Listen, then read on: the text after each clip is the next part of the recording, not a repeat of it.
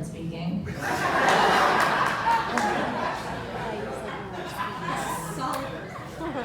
As Andrew's favorite sibling besides our dog, I am so excited to finally be able to stand up here and celebrate my big brother Andrew and soon-to-be sister Jamie. We have been counting down and waiting for this day for what seems like a lifetime, considering it's been 551 days since you guys got engaged, and 550 since I started writing this speech. But now that it's finally here, I can hopefully stop crying at random times just thinking about this wedding.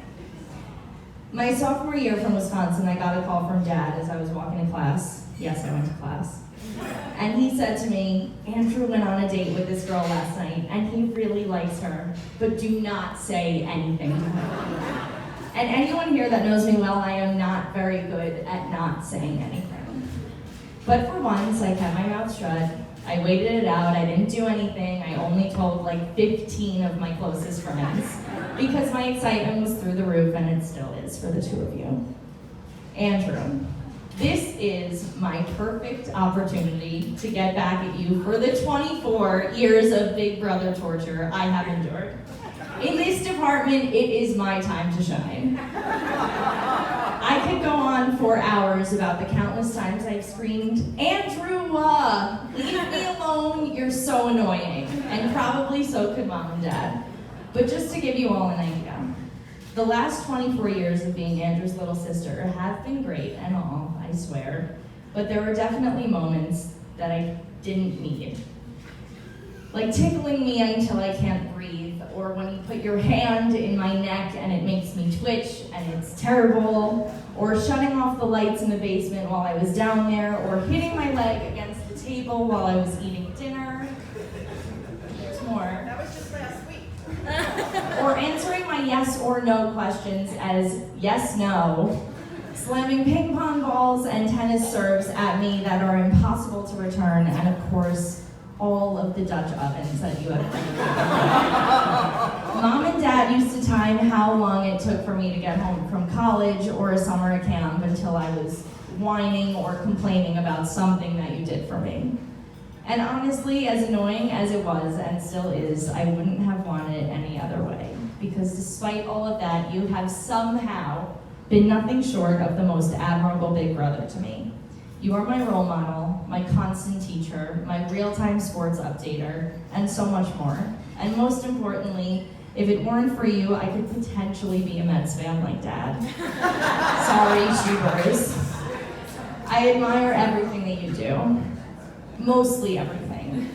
Just not when you brought home your water bottle from camp and your trunk still filled with water, or when you tried bringing a bullet that you found in Arizona home through airport security, or when you make us go over our data plan every single month. Just get your own cell phone plan. Other than that, I swear I admire everything else, and what is so difficult about this is that you leave me with the biggest shoes to fill in every area of life.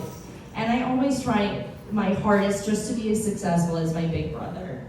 For example, when you passed the bar, I was probably drinking at a bar. It's the same thing. Andrew, I've always admired your drive to succeed, your persistence to be better, your overall head on your shoulders. I admire how grounded you always are, how hard you work and still make room to have some fun, even if your definition of fun is Publix on Sundays to The Bachelor on Mondays with diet ice cream. But most importantly, I admire your constant love and care for Jamie.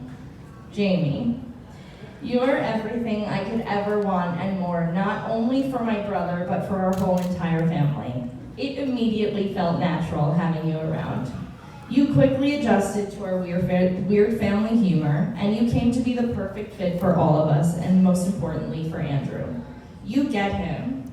You don't question when he cleans his belt. You know to leave him alone when he's cranky after a Michigan loss. You don't ask why he puts his watch back in the original case it came in, or why he seems just a little bit off if he spilled a little bit on his shirt, or why he has a stomachache after having one blue moon at dinner. You embrace all of his neurotic Andrewisms with open arms. and I know I have 24 years of dirt on my brother, but do not think you're getting away easy. A few years ago, I was home for one of my college breaks. Jamie and I were definitely close at the time, but we still had a little more bonding to do. She picked me up one day to get a manicure, and I figured this is perfect. We'll have like an hour, we'll get our nails done, it'll be great. So we get in the car, and I, the token backseat driver, suggested that we take the turnpike instead of 95. And we're on the turnpike, things are going great until we miss the exit. And you all think it's fine, we'll just get off at the next one. But here's a lesson for all of you. When you miss Indian Town Road on the turnpike, the next exit is not for 16 miles, to which you have to turn around and come back the additional 16 miles. So two things happened that day. Jamie and I had our bonding time, and Jamie will never take the turnpike again. When Andrew and I were growing up, he was always so inclusive as a big brother, which is not the case in many brother-sister relationships. I always wanted to be a part of what he was doing, and he never stopped me. Sock, Brian, Justin, I'm sure you can envision this now. Andrew would have his friends over, they'd be playing video games, they'd be shooting basketballs, whatever they were doing, and what do you know? There is Barry, 10 feet away, waiting for someone to just pass me the ball or anything to just include me. And Andrew never stopped me. It was Mom always calling me inside to come do my homework or get away from them. And 15 years later, Andrew is still just as inclusive. But instead of sitting in a corner watching you play wiffle ball, I am having the best time with you and Jamie no matter what we are doing, which probably involves eating. And yes, one day I promise I will sleep over. You guys are the ultimate duo. Your happiness together is contagious. Your dedication and your unconditional love for each other is so inspiring. You guys truly fill all the gaps in each other's lives. Andrew, as your little sister, I have always wanted nothing but the best for you. And Jamie is definitely that and more. I feel so lucky to have you both in my life, and I swear it is not just because I'm a lawyer and a pharmacist on speed dial. Though it's definitely a perk. So take this journey as you would a roller coaster, even though Andrew would never ride a roller coaster.